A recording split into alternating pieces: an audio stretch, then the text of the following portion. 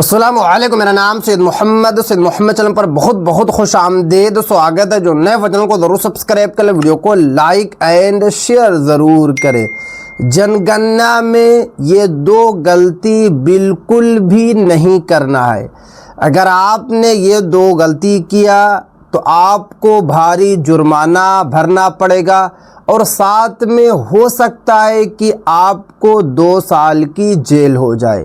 काफ़ी बड़ी अपडेट निकल कर आ रही है पूरे भारतवासियों के लिए, क्योंकि पूरे भारत में जनगणना का कार्यक्रम शुरू है और आपको पता है कि मकान सर्वे भी साथ में हो रहा है। यानी कि जनगणना के साथ साथ जो है मकान सर्वे भी हो रहा है। आप लोगों को दो गलती बिल्कुल भी नहीं करना है। अगर आपने गलती किया तो आपको जुर्माना के साथ साथ हो सकता है कि आपको जेल भेज दिया जाए। बहुत सारे लोगों को लगेगा कि जनगणना, जेल, जुर्माना ये बात समझ में नहीं आ रही है। आपको बात समझ में आएगी। वीडियो को लास्ट तक देखना है, कहीं पर भी बिल्कुल भी स्किप नहीं करना है, क्योंकि अभी सिर्फ और सिर्फ जो है फॉर्म भरा जा रहा है। 1 मार्च 2027 के बाद जो है पूरे तरीके से जनगणना कराया जाएगा, पूरे तरीके से NPR कराया जाएगा। नेशनल पॉपुलेशन ऑफ रजिस्टर जो है पूरे तरीके से कराया जाएगा। इसीलिए आप लोगों को बिल्कुल भी दो गलती नहीं करना है। अगर आपने दो गलती किया तो बड़ी दिक्कत में फंस जाएंगे, बड़ी समस्या में फंस जाएंगे, क्योंकि बाज़ाब्ते यहाँ पे साफ साफ बताया जा रहा है कि जनगणना जो इस बार हो रहा है डिजिटल तरीके से कराया जा रहा है। अधिकारियों द्वारा घर घर जाकर जानकारी ली जा रही है, यानी कि आपके घर पर जो है अधिकारी आ रहे हैं। हो सकता है कि स्कूल के हेड मास्टर आपके घर पर आएँ, हो सकता है कि आपके घर पर स्कूल के मास्टर आएँ और आपसे जो है 33 सवाल पूछ रहे हैं और आपको सही जवाब देना है। यानी कि 33 सवाल का जो आप जवाब देंगे बिल्कुल करेक्ट देना है, बिल्कुल सही देना है। जैसे कि यहाँ पे कुछ बातें बताई गई है, जैसे कि मकान से जुड़े सवाल रहेंगे कि मकान नंबर कितना है आपका, फर्श, आपकी दीवार जो है वो मिट्टी की है या फिर ईंट की है, आपके घर पर छत है या फिर नहीं है। इसी तरीके से पूछा जाएगा कि आपका खुद का मकान है या फिर किराया का मकान है। इसी तरीके से आपसे पूछा जाएगा कि आप जो है मकान का उपयोग किस तरीके से करते हैं, खुद आप रहते हैं या फिर दुकान में करते हैं या फिर ऑफिस में करते हैं।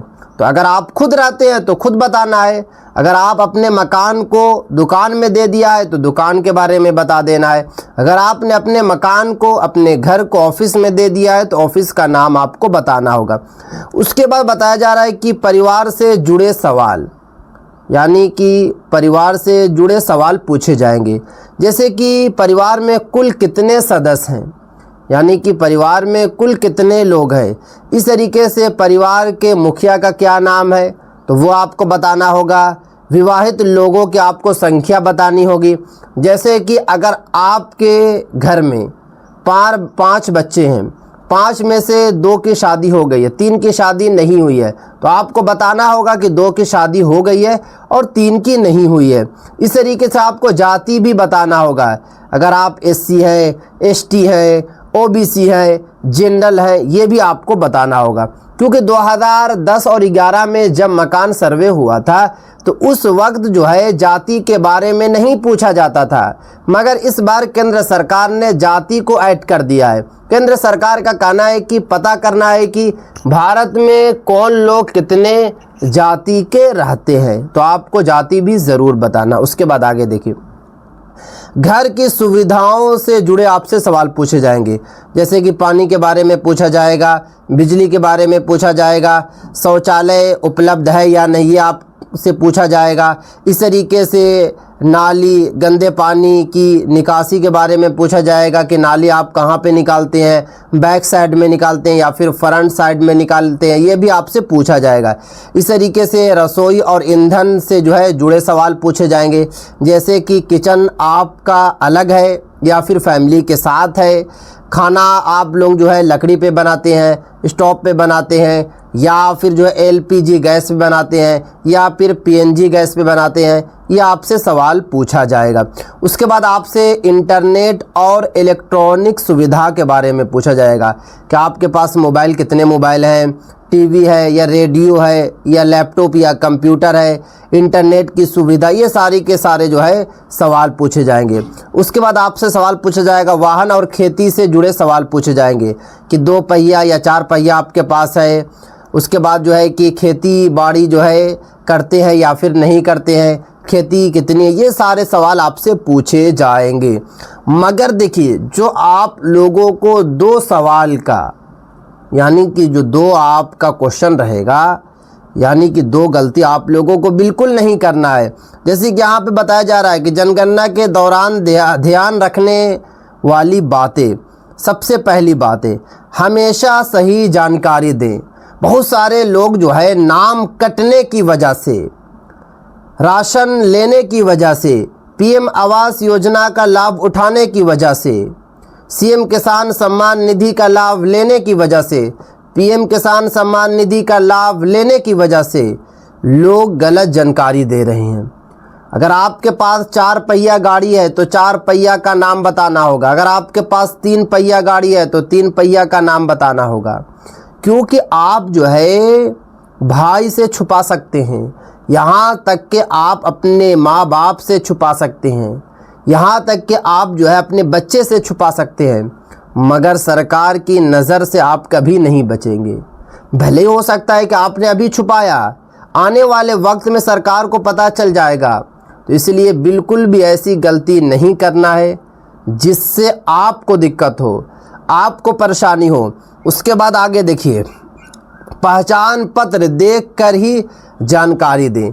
यानी कि जो भी आपके घर पर अधिकारी आएंगे या हेड मास्टर आएंगे या फिर जो है स्कूल के टीचर आएंगे, सबसे पहले उनसे आपको उनका आई कार्ड देखना है। विदाउट आई कार्ड के आप लोगों को बिल्कुल भी कोई भी जानकारी साझा नहीं करना है, बिल्कुल भी कोई जानकारी नहीं देना है। उसके बाद बताया जा रहा है कि फर्जी लोगों से आप लोगों को सावधान रहना है, सतर्क रहना है। ओटीपी, एटीएम पिन या बैंक डिटेल बिल्कुल भी आपको नहीं देना। अगर वो आपसे मांगते भी हैं तो आप लोगों को बिल्कुल भी नहीं देना है। उसके बाद बताया जा रहा है कि 2 बड़ी गलतियां जिससे आपको जुर्माना के साथ साथ जेल भी हो सकती है। बहुत सारे लोग गलती कर रहे हैं ये, इसीलिए तो केंद्र सरकार को नोटिस जारी करना पड़ा। देखिए, केंद्र सरकार का कहना है कि जनगणना अधिकारी से बदतमीजी या झगड़ा नहीं करना है।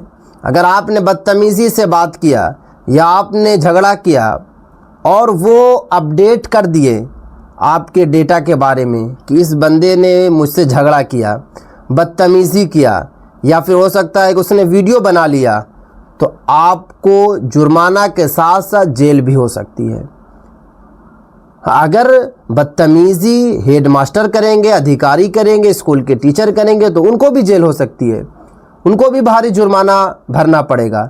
दोनों के लिए केंद्र सरकार ने जारी किया है, क्योंकि लड़ाई झगड़ा हो रहा है। बहुत जगह जो है लोग जानकारी ही नहीं दे रहे हैं, पीट पीट कर अधिकारियों को भगा रहे हैं, हेडमास्टर को डांट कर भगा रहे हैं। तो अगर आप लोग ऐसी गलती करेंगे तो किसी और को दिक्कत नहीं है, दिक्कत आपको है। उसके बाद बताया जा रहा है कि जनगणना में जानकारी देने से इनकार नहीं करें। लोग इनकार कर रहे हैं, मुझे समझ में नहीं आ रहा है कि आप लोग छुपा क्यों रहे हैं। क्या आपको लगता है कि अगर हम छुपा लेंगे तो सरकार से बच जाएंगे? नहीं, आप बचेंगे। आप कुछ भी कर लीजिए, सरकार से आप नहीं बच सकते हैं, आप पकड़े ही जाएंगे।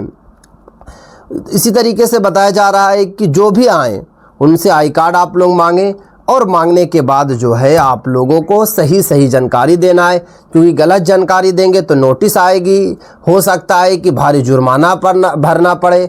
तो ये सारी की सारी गलतियां आप लोगों को बिल्कुल भी नहीं करना है। तो ये थी आज की काफ़ी इंपॉर्टेंट वीडियो। अगर अभी तक आप लोगों ने चैनल को सब्सक्राइब नहीं किया है तो चैनल को आप लोग सब्सक्राइब कर लें, बेल आइकन को ज़रूर प्रेस कर लें और इस वीडियो को ज़्यादा से ज़्यादा शेयर करें। जितना हो सके इस वीडियो को शेयर करें, पूरे भारतवासियों तक ये वाली वीडियो को ज़रूर